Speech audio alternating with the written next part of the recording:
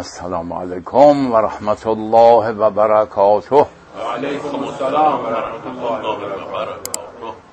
بسم الله الرحمن الرحیم. الحمد لله الذی هدانا و رزقنا من الطیبات ولولا رحمت ربنا لكنا من الضالین المضلین. نحمده و نستعینه و نستغفره و نستهدیه و نشکر آلاءه و نعماءه و نعوذ بالله من شرور انفسنا و من سیئات اعمالنا. اشهد ان لا اله الا الله وحده لا شریک له و ان محمدا عبده و رسوله و خاتم انبیائه صلی الله علیه و آله.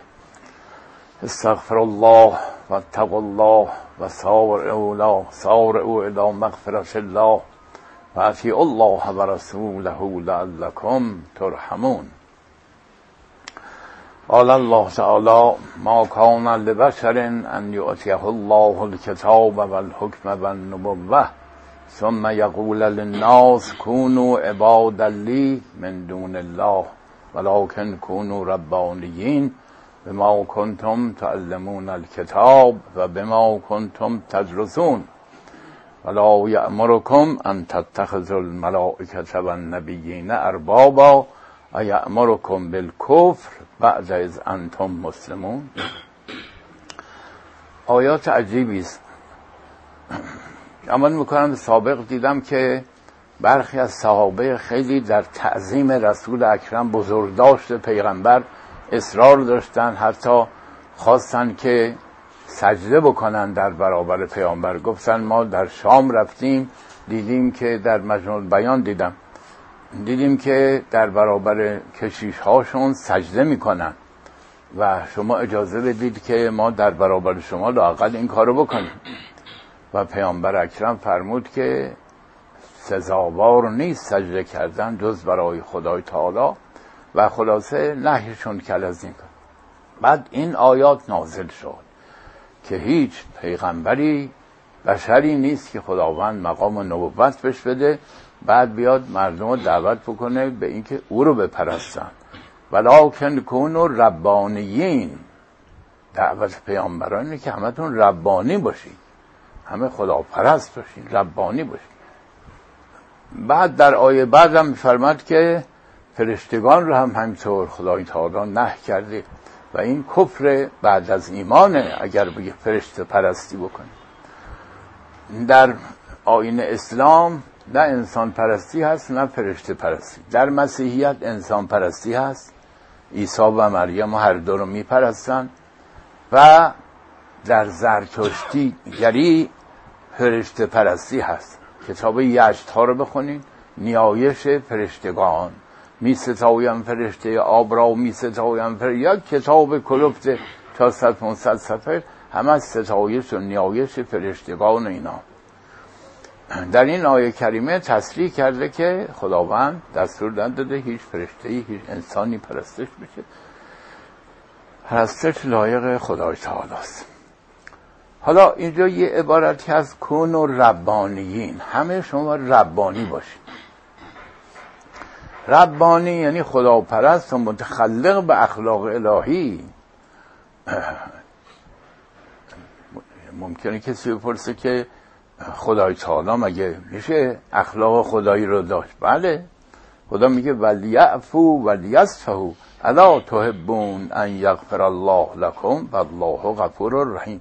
باید ببخشید، درگذرید. مگه نمیخواید خدا شما رو ببخشه و درگذر از شما؟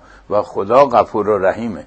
یعنی میگه تبعیت از خدا بکنید. تقلید میخواید بکنید، تقلید خدا رو بکن که چجور رحمت داره، بخشش داره. 100 بار توبه میشکنه، باز عرض کنم میگه به سوی من بیا. لا تقنطوا من رحمت الله، از رحمت خدا مایوس نشوید. ان الله یغفر الذنوب جمیعا، خدا همه گناهان رو میامرزه. توبه کنید، بیایید. انیبوا الی ربکم. و هر حال پس یک ربانی، ما تو قرآن روحانی نداریم. این کلمه از مسیحیت اومده، از اونجا آمده اطلاق میشن به بزرگان روحانیت و اصطلاح. عرض کنم که ولی در قرآن کریم ربانی داریم. کونوا ربانیین، ربانی باشید، خداپرست باشید، عرض کنم که صفات الهی به خودتون متقدق به اخلاق الهی بشید. در حدیث نبوی هم هست که تخلقوا به اخلاق الله. به هر حال در بین مسلمان ها یه دسته گفتن که ما از طریق عرفان میخواهیم عرض کنم که برسیم به این مقام. یه دسته دیگه گفتن ما از طریق علم و فلسفه و حکمت میخواهیم برسیم. یه دسته گفتن ما از طریق حدیث میخواهیم برسیم. راه ربانیت کدومه؟ به چه طریقی میشه انسان ربانی بشه؟ ولکن کونوا ربانیین بما تعلمون الکتاب و بما کنتم تدرسون. میگه ربانی باشید طابق دستورات کتاب، درس کتاب، بما کنتم تدرسون، مطابق تعلیم کتاب، تدریس درس کتاب. بنابراین خداوند آدرس کتاب خودشو داده برای ربانی شدن. ولذا کسانی که اهل قرآن بشن در درجه اول، نمیخوام بگم حدیث صحیح و قبول نکنی، ولی محور کتاب خداست. میخوای ربانی بشی، خودش آدرس داده دیگه، ولکن کونوا ربانیین بما کنتم تعلمون الکتاب و بما کنتم تدرسون. صریح روشن، الفاظ آیم روشنه. لذا اون که میگه من ربانیم و میره عرض کنم که دست به دامن متصوفه میزنه یا دست به دامن حکمای یونان میزنه، مباحثی که اصلا قرآن مطرح نکرده بین مسلمان ها مطرح میکنن و کشاکش میکنن، اینها میخوان ربانی بشن، به نظر من راه رو گم کردن. به ما کنتم تعلمون الکتاب و به ما کنتم تدرسون. و خنده داره که یه کسی آمده یه تیکه از یه شخص گمراهی گذاشته که اون اعتراض کرده به اینا که دنبال فلسفه های یونانی هستن و تصوف و اینا هستن، گفته راهشون درست نیست. گفته این حرفا شبیه طباطبایی از این گرفته. حالا اون یه آدم کج و کوله عرض کنم که اسمش هم نمیخوام بیارم، و من آیه قرآن میخونم 1400 سال قبل از این که اون یه همچین حرفی بزن، اینا رو قرآن گفته، سند قرآنی ما میاریم. کی ما گفتیم قال فلان کس قال فلان کس؟ اینطوری عجیب این که مسلمان ها فرمول های روشنی رو که قرآن داده ول کردن، رفتن دنبال چیزای دیگه و بعد گله میکنن که چرا اختلاف داریم، چرا نزاع داریم، چرا. خیلی ها جدیدن رسم شده میگویند که آقا داعش اسلام خالص آورده، فکر میکنه. قرآن به پیغمبر گفته و ما ارسلناک الا رحمتا للعالمین، نه رحمتا للمسلمین. ما تو رو نفرستیم مگر رحمتی برای جهانیان باشی. بابا این عکسایی که از داعش هست مثل سیخ کباب، مردم به سیخ کشتن، دستپاشون رو بستن، زیرشون آتش روشن کردن، یارو داره میپزه. اینه رحمتا للعالمین؟ اینه اسلام راستین؟ البته اینا قصدشون تنزلن ما مسلمان هاست. اسلام یه دست خرافی هم که نه، واقعا قبول کردن که از کم داعش و طالبان اینا مر اسلام رو دارن عمل میکنن و ارزم آوردن. و همین جهت من یه کتابی نوشتم، اسلام و مقوله خشونت، که تازه چاپ شده و عرض کنم که حالا بعد از نماز هم ممکنه بیاریم که کسانی که بخوان تهیه بکنن اینها. و اونجا نشون دادم که اسلام فاصلش با خشونت چقدر زیاد. خشونت اصل نیست، یه امر ضروریه، یک امر ضروریه. اگه بخوایم به کلی خشونت رو تعطیل بکنیم، پس این همه جنایتکار و دزد و اینها باید کیفر نکنیم، همه رو باید بهشون مهربانی کنیم. به هر حال خشونت هم برای اجرای عدالت لازمه یه وقتی در مورد اون بدکاران اینها، ولی اصل خشونت نیست، اصل رحمت. فبما رحمت من الله لنت لهم ولو کنت فظا غلیظ القلب لانفضوا من حولک. میگه در اثر رحمت خدا اینطور نرم شدی برای یارانت و اگر خشن سختت بودی مردم از اطرافت پراکنده میشد. یعنی حتی پیامبر هم اگه بودی ولی قلدری میکردی و خشونت میکردی مردم پراکنده میشدن. اینی که در یکی از به اصطلاح جنگ ها که دشمن رفته بود و شکست خورده بود و غنایم گذاشته بود، اینها در تاریخ داره که یه عربی آمده بود یک طناب کلفتی که به گردن شتر میندازن بلا تشبیه آمده بود گردن پیامبر انداخته بود میکشته، بیا سهم منو از این عرض کنم که غنایم بده، ما زحمت کشتیم جنگ کردیم.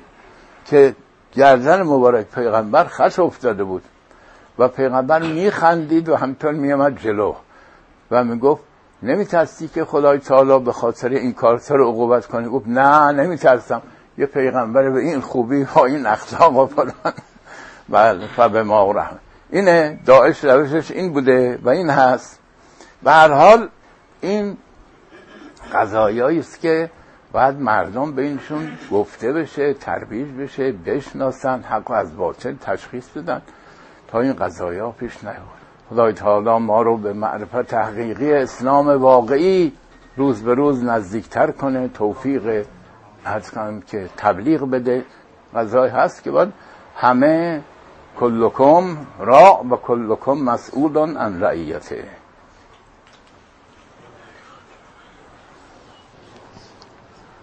بسم الله الرحمن الرحیم. ان الحمد لله نحمده و نستعینه و نستغفره و نشهد ان لا اله الا الله وحده لا شریک له و ان محمدا عبده و رسوله صلی الله علیه و آله. اتقوا الله واستغفروا الله وتوبوا الى الله توبة نصوحا ایها المؤمنون لعلکم تفلحون. در یه حدیثی، چون گاهی حدیث هم بخونیم که ما رو متهم نکنن که به کلی منکر احادیث صحیح متن است، در این کتابی است که جلال الدین سیوطی که از علمای قرن نهم و دهم بوده نوشته و جمع کرده احادیث نبوی رو مطابق حروف الفبا و خیلی جالب آدم هر حدیثی رو اولش رو بدانه که با ب شروع میشه، با حمزه شروع میشه، با جیم شروع میشه، فوری میتونه اونجا پیدا بکنه و خودش به اصطلاح محدث خیلی مشهور و بزرگی است، کتاب‌های زیادی ده. اسم این کتابش الجامع الصغیر فی احادیث البشیر النذیر.